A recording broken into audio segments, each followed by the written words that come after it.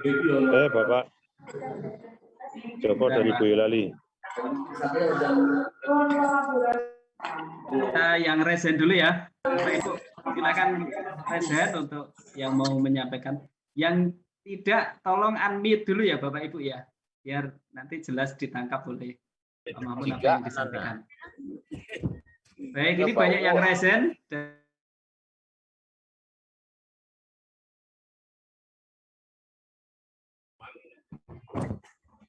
Suaranya mati Pak Yuli.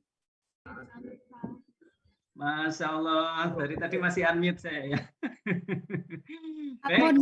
Sampun. Ya. Untuk yang lain tolong di unmute dulu ya Bapak Ibu ya, biar Pak Mahmud bisa menangkap dengan jelas apa yang mau disampaikan. Di-mute, Pak. Ini karena banyak yang resen, sementara kita batasi satu orang satu pertanyaan dulu. Silakan dari Pak Mujiono Temanggung. Baik, terima kasih Pak untuk pertanyaan berkaitan dengan PI 0 itu kan ada penilaian yang kita isikan di LMS gitu Pak. Nah, panduan pengisiannya itu apakah mengikuti rubrik yang ada di situ atau bagaimana teknis penilaiannya tentang penilaian di PI 0 ini? Itu mohon panduan dan masukannya. Ya. Ditampung dulu atau langsung dijawab Pak Mahmud? Pak Yuli jawab dulu ya Pak Yuli, nanti saya lupa. Ya, sebaiknya langsung dijawab agar tidak terputus Pak. Ya, baik. Jadi gini, saya kembali buka LMS tentang penilaian refleksi CGP ya Pak Ibu ya. Jadi Bapak Ibu pada PI itu kan sistemnya coaching ya. Jadi sekali lagi Bapak Ibu sebagai coach, Bapak Ibu tidak ada memberikan materi di situ ya, tetapi menggali informasi dari CGP dan menyelesaikan permasalahan yang dihadapi CGP, tetapi yang menyelesaikan masalah itu CGP sendiri, itu coach. Jadi Bapak Ibu itu hanya mengarahkan dan menggali potensi coaching. Jadi Bapak Ibu benar lihat aku karo dulu Bapak Ibu yang itu masih harus dibicarakan dengan Pak Yuli. Tolong di-mute dulu Bapak Ibu. Jadi Bapak Ibu, ini ada pemikiran reflektif. Ada pemikiran reflektif, ini skor tertinggi itu ini yang paling kanan ya, skor 4 ya. Refleksi yang disampaikan CGP menjelaskan mengenai pemikirannya terhadap proses belajar dan proses pembelajaran yang dialami oleh CGP sendiri dan bagaimana implikasinya terhadap pembelajaran berikutnya. Jadi ini diketahui dari wawancara dan coach yang kita laksanakan, dari coaching yang kita laksanakan gitu. Ini nilai terendah, ini nilai tertinggi. Gitu. Jadi Bapak Ibu bisa mencatat barangkali pemikiran reflektif daripada CGP sewaktu pelaksanaan coaching yang sudah dilakukan. Gitu. Ini dia Bapak Ibu. Mungkin Bapak Ibu bisa mengingat-ingat rubrik ini pada waktu wawancara. Gitu. Kemudian analisis. Jadi kemampuan analisis CGP itu bisa dilihat, kemudian bisa dinilai di sini. Ini nilai paling tinggi. Refleksi yang disampaikan CGP merupakan hasil analisis mendalam terhadap proses belajarnya dan apa yang dipelajari dari orang lain serta membuatnya mengapresiasi, menambahkan nilai terhadap materi yang dipelajari. Kemudian refleksi yang disampaikan ini membuat hubungan ya. Refleksi yang disampaikan CGP menunjukkan bahwa CGP mampu menghubungkan keterkaitan hasil pembelajarannya dengan pengalaman masa lalu dan seterusnya ya. Jadi Bapak Ibu, yang paling penting mungkin berdasarkan instrumen ini, berdasarkan rubrik ini, Bapak Ibu itu membawa CGP itu bagaimana supaya pemikiran reflektifnya itu muncul gitu pada waktu pelaksanaan wawancara itu atau coaching itu. Kemudian daya analisisnya terbentuk, terlihat. Kemudian Bapak Ibu bisa memancing CGP untuk membuat hubungan ya, hubungan tentang apa-apa yang sudah dipelajari dengan apa-apa yang dilakukan pada masa lalu seperti itu ya, dan melakukan perbaikan-perbaikannya. Jadi panduannya ini Pak. Jadi kalau 4-4 semua klik ini, Dia klik ini, kemudian klik submit. Di sini klik save di bawah. Ya. Saya nggak kelihatan kayaknya save. Oh ada ini save. Save. Kemudian maka nilainya akan 100 kalau 4 semua ya. Mungkin demikian Pak Mujiono ya kalau nggak salah ya. Ya, baik. Lanjut ke Bu Juniarti Manalu. Silakan Bu. Terima kasih Pak. Selamat siang Pak Mahmud. Tadi kan saya mau tanya satu hal bagian saja. Tadi waktu menjelaskan di LMS itu bagian yang jurnal pendampingan. Nah di jurnal pendampingan itu kan ada pertanyaan-pertanyaan semacam sebenarnya refleksi kita terhadap CGP. Nah tadi Pak Mahmud kasih saksi contoh namanya si A. Cuman saya belum kebayang untuk nama si apakah ketika di submit itu akan muncul lagi template yang sama karena kan dibuat namanya untuk satu CGP kan baru dibuat. Nah itu yang menjadi pertanyaan saya Pak. Jadi apakah memang akan tampil lagi nanti template-nya ketika nama CGP yang pertama sudah selesai kita jawab pertanyaan-pertanyaan itu baru kita submit muncul lagi nggak atau hanya sekali jadinya nanti karena sekali. Oke, terima kasih Bu Juniarti ya. Pengalaman dari angkatan berikutnya itu muncul lagi Bu nama berikutnya gitu.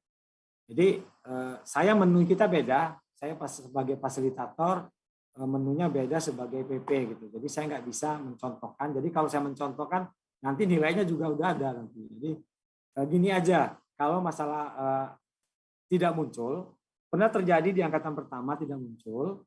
Bapak Ibu bisa menghubungi admin masing-masing ya. Ya biasanya di angkatan kedua sampai angkatan ketiga itu muncul ya menu berikutnya ya. Muncul isian untuk CGP berikutnya. Ya, Terima kasih. Manalu ya. Ya, terima kasih.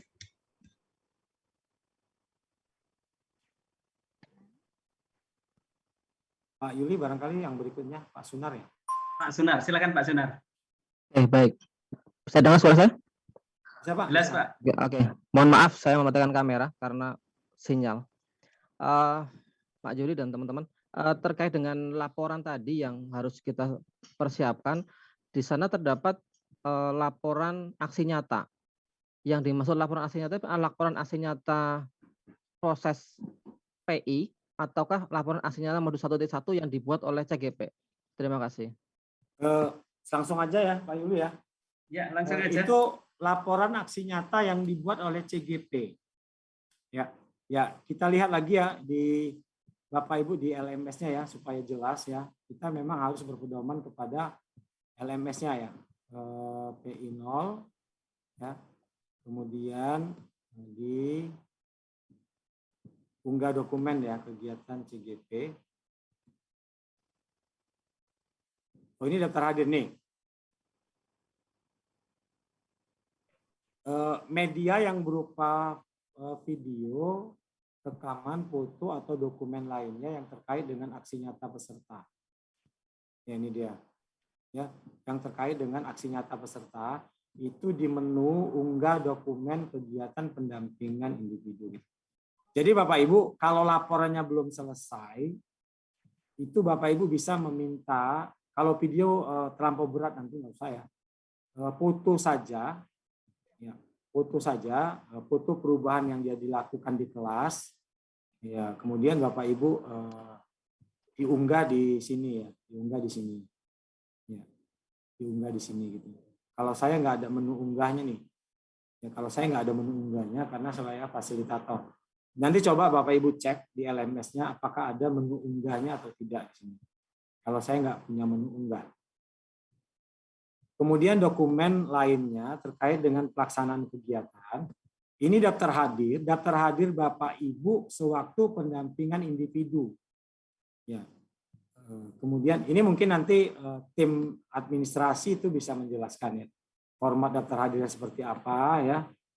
Kemudian bagaimana daftar hadirnya ya. Jadi yang ini itu adalah yang terkait dengan aksi nyata peserta ya. Ya. Kemudian dokumentasi ini, dokumentasi terkait pelaksanaan kegiatan. Dokumentasi itu bisa berupa foto Bapak Ibu sewaktu melaksanakan pendampingan individu. Misalnya foto pada waktu coach, pada waktu praktek, pada waktu coaching itu misalnya difoto gitu. Oke. Demikian Pak Sunar ya. Oke, terima kasih Pak. Kemudian Bapak Ibu, begini, ini banyak bertanya, apakah kepala sekolah wajib hadir pada waktu pendampingan individu nol? Tidak wajib hadir gitu. Tapi biasanya kalau kita orang timur, ya ada misalkan basa-basi kepala sekolah itu menyapa dulu, mempersilahkan, ngobrol sebentar, dan itu tidak perlu ditunggu sampai 4 JP ya.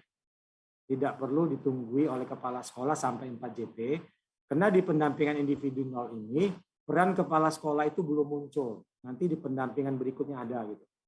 Ada umpan balik dari kepala sekolah dan sebagainya, ada wawancara ke kepala sekolah. Jadi pendampingan individu nol ini, seandainya pun kepala sekolah tidak ada, itu tidak mengapa Bapak Ibu.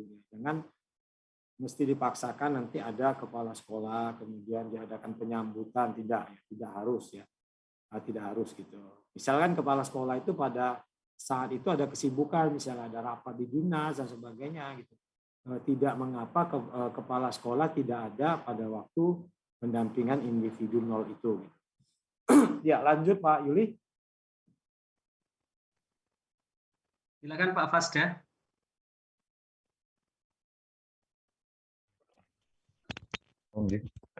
Izin bertanya Pak. Ya, silakan Pak. Terkait dengan yang tadi, apa ini namanya yang ada di kuesioner, itu kan tadi ada pilihan atau opsional terkait dengan selesai atau tidak selesai. Atau kalau saya pahami itu sebagai apa ini namanya tuntas atau tidak tuntas seperti itu. Nah, pertanyaan saya, indikator dari tuntas atau tidak tuntasnya pendampingan individu nol besok itu seperti apa atau bagaimana? Oke, mohon dijelaskan. Oke, Ya. terima kasih Pak. Terima kasih Pak Pasda ya. Pasda itu Pasca daerah ya Pak Didi. Ya, jadi Bapak Ibu. Saya pikir nama tadi Pak. Jadi Pak Didi, indikator tuntas tidak tuntas itu bukan terhadap pelaksanaan pendampingan individunya, tetapi dari segi substansi materi yang menjadi fokus daripada pendampingan individu itu. Gitu.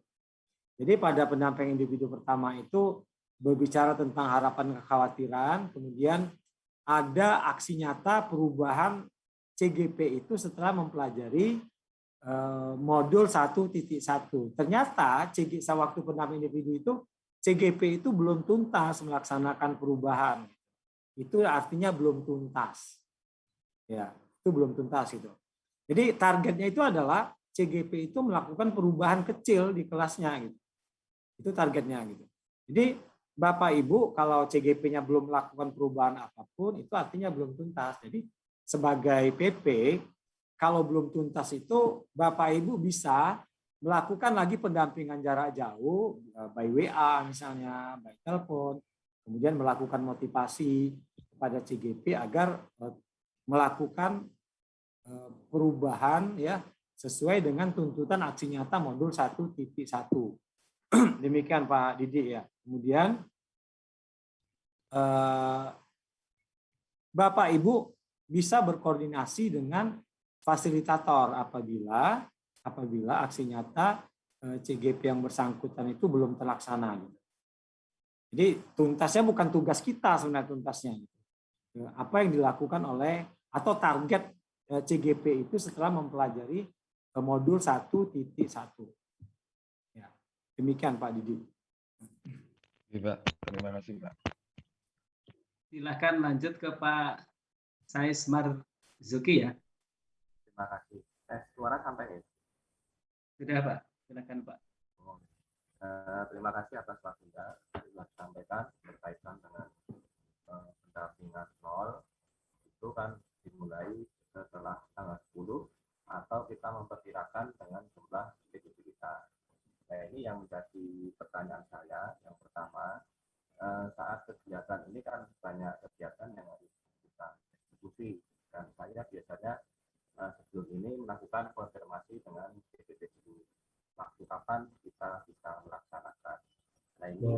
pertanyaan saya ini, apakah kegiatan pendampingan nol ini bisa kita laksanakan setelah kegiatan penyamaan persepsi ini?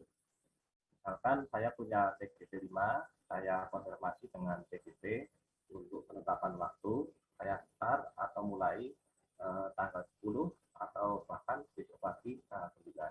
Kemudian untuk pertanyaan selanjutnya, yaitu berkaitan dengan TGP apabila mengalami kendala seperti sakit, yaitu bagaimana saya untuk menilai atau melakukan penilaian di LMS atau aksi nyata yang lainnya. Kemudian yang ketiganya mengenai laporan-laporan yang kami upload di LMS itu paling lambat berapa hari setelah pendampingan. Kiranya itu, terima kasih. Oke, langsung ya Pak Yulia, saya jawab ya.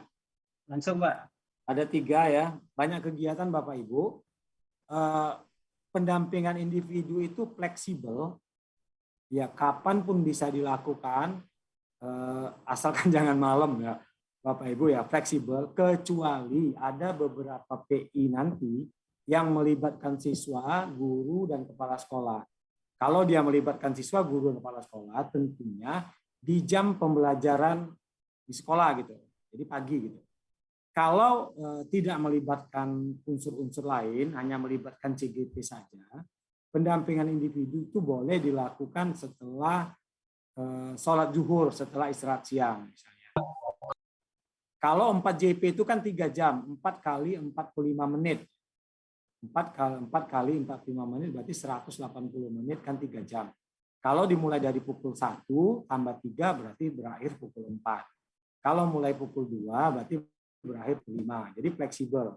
Jadi Bapak Ibu bisa mengatur waktu, disepakati dengan CGP-nya kapan pendampingan individu itu boleh dilaksanakan. Boleh pagi, kemudian boleh sore, siang, ya, setelah istirahat siang itu.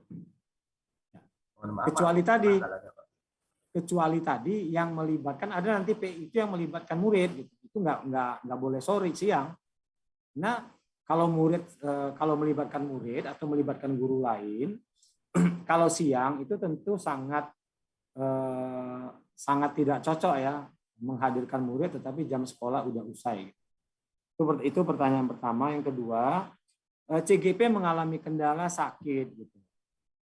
Kalau CGP-nya sakit dan sampai akhir daripada pendampingan individu masih belum bisa didampingi, ya akhirnya itu lokakarya Pak. Jadi setelah lokakarya itu nggak ada pendampingan individu nol lagi. Jadi sampai lokakarya. Jadi kalau sampai lokakarya tidak bisa melakukan pendampingan, jadi otomatis nilai CGP tersebut tidak ada. Karena Bapak Ibu tidak melakukan coaching terhadap CGP gitu.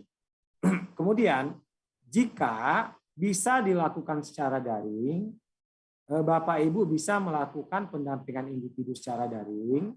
Kemudian nanti teknisnya mungkin Pak Yuli menjelaskan apakah roomnya dibuat oleh admin atau oleh Bapak Ibu ya. Apakah melalui Gmeet atau Zoom, nanti Pak Yuli mungkin menjelaskan. Itu kalau itu biasanya Bapak Ibu pengalaman kita, ada CGP-nya itu misalnya lagi isolasi mandiri, maka pendampingan individunya dilakukan secara daring. Itu mengenai CGP yang sakit. Jadi kalau misalnya memang nggak bisa, daring juga tidak bisa, kemudian sampai lokakarya masih belum bisa, otomatis CGP tersebut tidak dilakukan pendampingan, ya, tidak dilakukan pendampingan berarti nilai pendampingannya itu tidak ada, gitu. Pendampingnya tidak ada, gitu. Jadi bagaimana dengan kelulusannya? Kalau hanya 1 kali, Bapak Ibu. Jadi kalau hanya 1 kali, insya Allah tidak begitu mempengaruhi kelulusan mereka. Jadi mudah-mudahan CGP kita itu sehat-sehat semua ya. Bapak Ibu juga sehat-sehat. Kemudian laporan, Bapak Ibu secepatnya diupload dan penilaian secepatnya diupload. Jadi karena bahannya itu kan sudah ada, bahannya yang sudah ada, tinggal Bapak Ibu melakukan penguploadan. Kalau bisa hari ini si A, PI-nya malamnya Bapak Ibu upload dan diberikan nilai. Nanti takutnya lupa Bapak Ibu, terutama penilaian. Banyak PP yang lupa membuat penilaian sehingga pada waktu sidang kelulusan ternyata banyak nilai PP yang tidak masuk gitu. Yang pendampingan individu dan lokakarya awal. Ya, terpaksa kita tagih. Kita paksa mereka untuk melakukan penilaian saat itu juga. Jadi jangan sampai terjadi seperti itu, takutnya lupa, Pak. Barangkali demikian Pak Zais Marzuki. Pak Zais Marzuki ya. Tapi satu lagi kalau diperkenankan. Bu Pipit dulu. Oh. Ya, banyak yang raiser, maaf Pak. Oh, ya. Ya, oke, silakan Bu Pipit. Baik Pak Yuliawanto, terima kasih, dan kepada Pak Mahmud, selamat siang, semoga sehat selalu semuanya. Ya. Bapak, ini terkait dengan penilaian, di situ ada unggah ya, unggah dokumen. Itu berarti pada laman unggah tersebut kami boleh menyisipkan atau mengupload beberapa file ya Pak ya, karena di situ kan ada dokumentasi, kemudian ya. Boleh ya. Boleh. Oke. Jadi beberapa file ya Pak ya. Per tag nama masing-masing CGP. Ya, gitu, per nama CGP. Oke, baik. Terima kasih Bapak. Monggo.